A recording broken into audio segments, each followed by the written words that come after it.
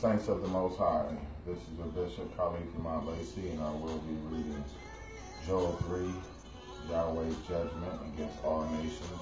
It goes as follows. For behold, in those days, in that time, when I shall bring again the captivity of Judah and Jerusalem, I will also gather all nations and will bring them down into the valley of Jehoshaphat, and I will plead with them there for my people and for my heritage Israel, whom they have scattered among the nations, and have parted my land, and they have cast lots for my people, and have given a boy for a harlot, and sold a girl for wine, that they may drink. Yea, and what have ye done to do with me, O Tyre and Zidon, and all the coast of Palestine? Will you render me recompense? And if you recompense me swiftly and speedily, I will return your recompense upon your own head, because you have taken my silver and my gold, and have carried it into your temples, and my goodly pleasant things. The children also of Judah and the children of Jerusalem have ye sold unto the Grecians, that ye might remove them far from their border. Behold, I will rise them out of the place whither ye have sold them, and will return your recompense upon your own head. And I will sell your sons and your daughters into the hand of the children of Judah, and they shall sell them into the Sabaeans, to the people far off, for Yahweh has spoken it. Proclaim ye this among the Gentiles. Gentiles is nations, people. Just means nations, not a particular person, but it means nations, from the word goyim. Prepare war, wake up for the mighty man. Let all the men of the war draw near. Let them come up. Beat your plowshares into swords, and your pruning hooks into spears. Let the weak say, I am strong. Assemble yourselves and come, all ye heathen, and gather yourselves together round about thither.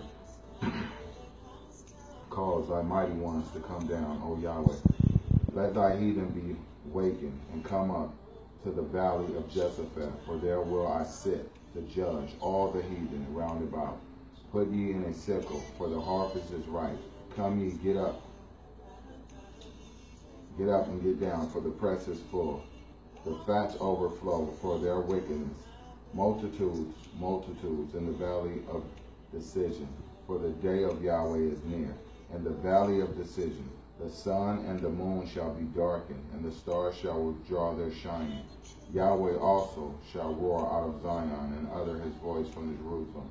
And the heavens and the earth shall shake, but Yahweh will be the hope of his people, and the strength of the children of Israel. Thank you so much. That was Joel 3, 1 through 16. I will continue. So ye shall know that I am Yahweh your Elohim, dwelling in Zion, my holy mountain. Then shall Jerusalem be holy, and there shall no strangers pass through her any more. And it shall come to pass that day that the mountains shall drop down new wine, and the hills shall flow with milk, and all the rivers of Judah shall flow with waters of a fountain, shall come forth out of the house of Yahweh, and shall water the valleys of Shittim. Egypt shall be desolation, and Edom shall be desolate. Wilderness for the violence against the children of Judah, because they have shed innocent blood in their land. But Judah shall dwell forever, and Jerusalem from generation to generation. For I will cleanse their blood that I have not cleansed, for Yahweh dwelleth in Zion. Thank you very much. Joel chapter 3. I also will be reading Hosea chapter 4, charges against Israel. Hear the word of Yahweh, ye children of Israel, for Yahweh hath a controversy with the inhabitants of the land, because there is no truth, nor mercy, nor knowledge of Elohim in the land. By swearing and lying and killing and stealing and committing adultery, they break out, and blood touches blood. Therefore shall the land mourn, and every one that dwelleth thereon shall languish with the beasts of the field, and with the fowls of heaven. Ye the fishes of the sea also shall be taken away. Yet let no man strive, nor reprove another, for thy people are as thy that strive with the priest.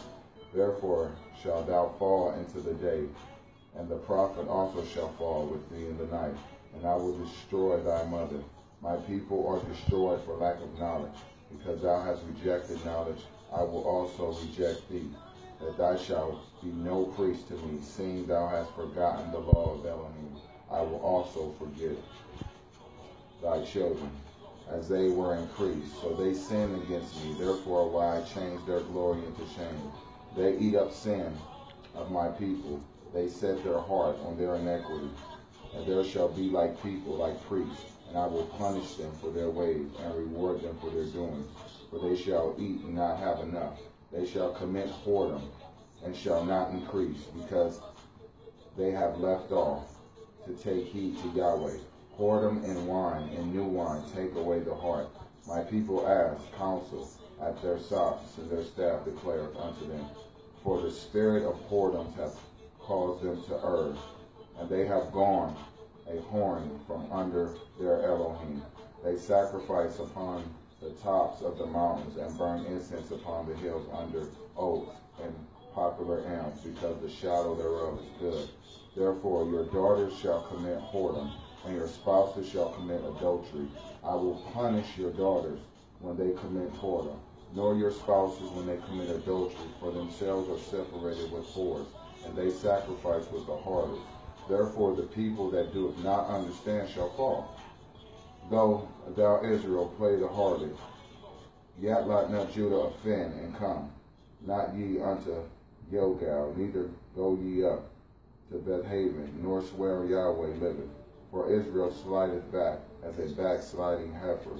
Now Yahweh will feed them as a lamb in a large place. Ephraim is joined to idols. Let him alone. Their drink is sour. They have committed whoredom continually. Her rulers with the shame do love give ye. The wind that bound her up in her wings, they shall be ashamed because of their sacrifices.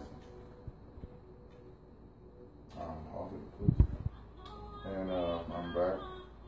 And I was just talking about Ephraim. I wanted to give you an explanation on that. And it says, Ephraim is joined to idols, so let him alone.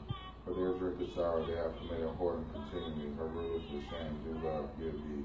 The wind hath bound her up, her wings, and they shall be ashamed because of their sacrifices. And Ephraim is Hebrew, standard Ephraim Tiberian, was according to the book of Genesis the second son of Joseph and Anaseth.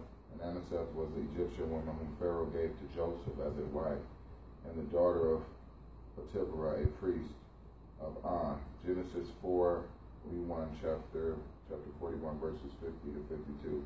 Ephraim was born in Egypt before the arrival of the children of Israel from Canaan.